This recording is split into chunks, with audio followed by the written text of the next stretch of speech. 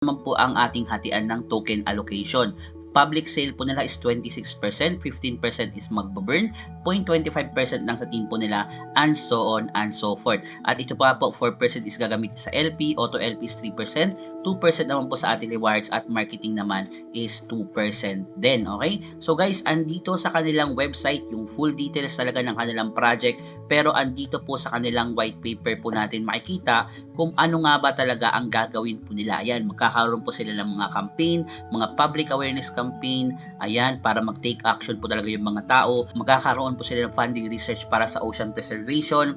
Tapos, ayan, magkakaroon po sila ng water refill map para maiwasan nga po yung mga single-use plastic bottles. Tapos, magkakaroon din po sila nitong ating parang water bottle, diba? Instead na bumili tayo ng single-use plastic, is magkakaroon po sila ng refill water bottle.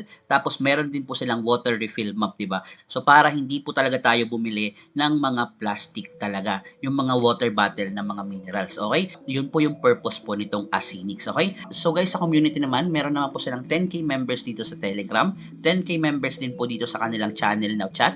Tapos sa Twitter naman po is meron po silang around 32.4k followers. Ayan nga po yung announcement po natin. Malilis po talaga yung INEX token po nila sa MEXC. So, chinek ko na din guys kung totoo nga ba itong kanilang parang announcement, at nakita ko naman guys na parang pinost po talaga sila ng MEXC. Ayan po. So ayan, meron po nga pong pag-giveaway din po dito ang MEXC na pwede po sila magbigay ng 166,500 INEX token kapag sumali po kayo dito sa kanilang Gleam. Ayan po. So ayan po, meron po tayong 47 hours left para po tayo makasali dito sa kanilang Gleam. Ilalagay ko na lang din po yung link po nito sa baba, and I think yun lang naman guys, okay? So more on discussion lang po ito kung ano nga ba itong Asinix, tapos more on sharing lang po ito na meron nga po silang listing po ngayon sa MEXC ngayong August 5, which is almost 4 days pa po ngayon. Okay? So I think yun lang guys. Sana may na-share nga po ako sa inyo. Pa-like and subscribe na lang po, and comment